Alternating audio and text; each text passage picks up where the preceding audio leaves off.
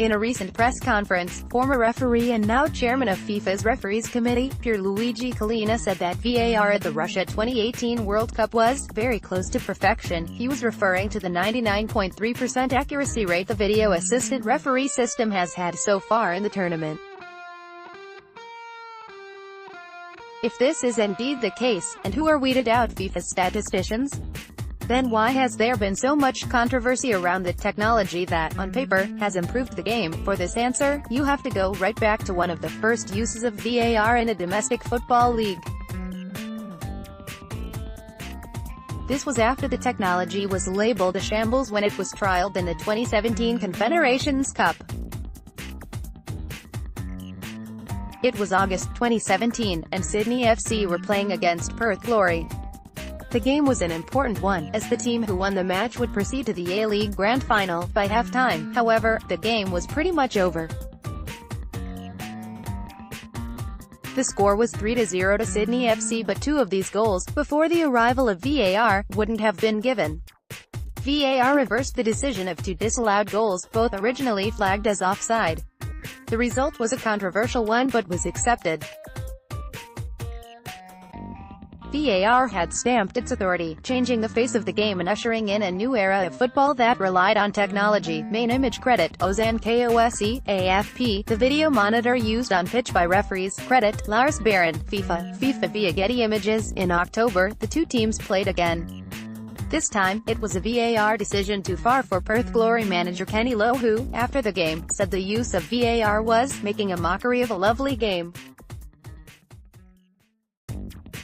Reason: the referee took 4 minutes consulting VAR, only to confirm that a penalty that was originally given should have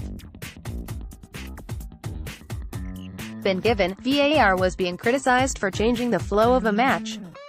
There is a stop-start nature to football, inevitable with free kicks, corners and cards, but VAR was shifting it to something closer to the NFL, and those on the pitch, let alone the fans, weren't happy. The FFA, Football Federation Australia, responded in the only way it knew how, with a press release. The VAR principle of minimum interference for maximum benefit was not achieved last night, and the team will implement better communication protocols to ensure no repeat of this incident, it read.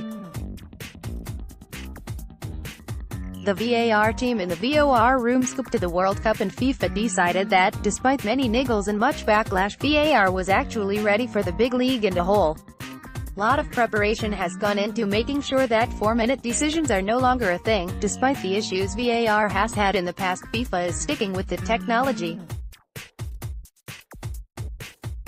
The idea is that it doesn't want to change the game, but bring it into the modern day, with the hope that there will never be a hand of God moment again.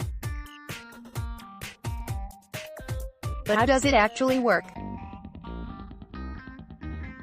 How VAR works: 12 referees have been chosen to be video assistant referees, and they won't set foot on the pitch but be in a VOR, video operation room.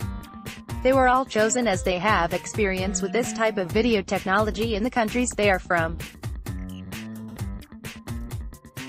Every game has 4 referees glued to video screens, 1 video assistant referee, the main VAR, and 3 assistant video assistant referees, a VAR1, a VAR2 and a VAR3. The main VAR has 1 video feed that they watch, and underneath this a monitor comprising split screen showing 4 feeds.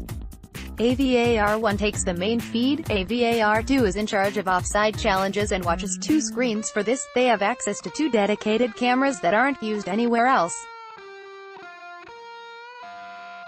A VAR3 is watching the game as we would. They have their eyes on the television feed. The VOR is centralized and is actually situated in Moscow. Each of the 12 stadiums' video feeds are sent to this room, and each stadium has 33 cameras, through fiber optics. It's also through this system that the on-pitch referee speaks to the VAR team.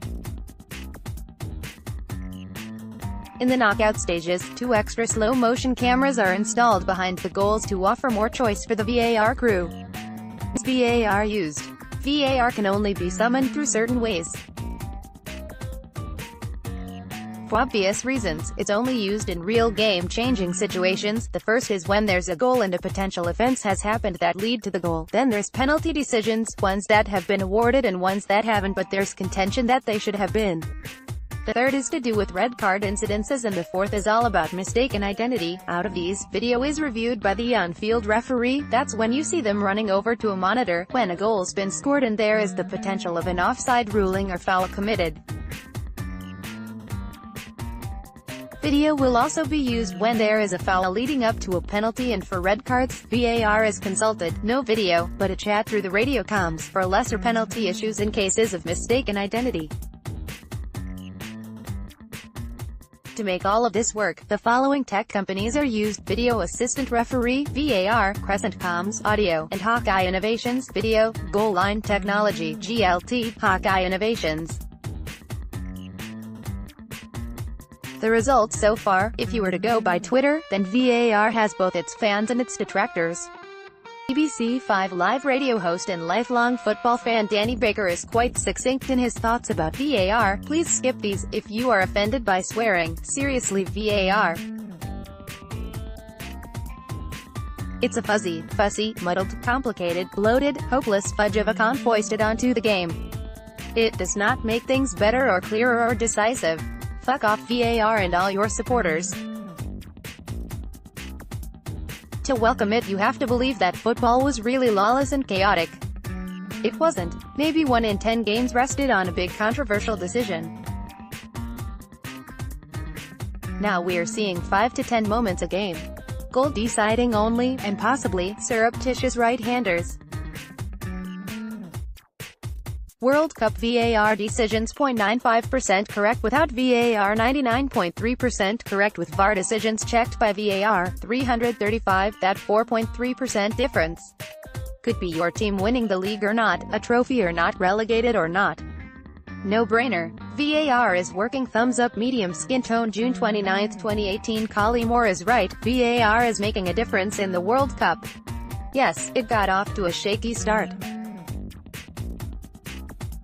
Diego Costa said, "It can make you look stupid," when he took the accolade of being the first footballer at a World Cup final to be questioned by VAR, but since then it has been fine-tuned and that stat stands. 99.3% of decisions have been correct using VAR, 95% without. Stat correct at time of writing. That is from 335 incidences analyzed by VAR, where 17 reviews were made and 14 decisions changed as a result. Before running you have to learn to walk, said referee committee chairman Pierluigi Collina about the VAR results. "I don't know what's possible in the future, but I think it's a bit early for that now. I agree it would be interesting, though, and would perhaps make decisions better accepted by the football community." A referee checking a VAR situation.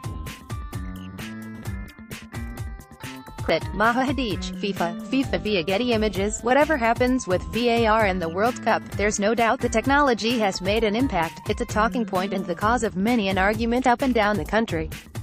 It is much like any contentious decision made by a referee, but this time the rage is very much against a machine. Even if VAR does end up being the darling of the World Cup, the football world on a domestic level is still slow to react to the technology. The Premier League voted against using VAR in the 2018-19 season, with 2/3 of the clubs voting to defer the use and instead test the technology in the background. This is something they might start to regret, if the decisions keep going the right way. TechRadar's World Cup coverage is brought to you in association with Honor.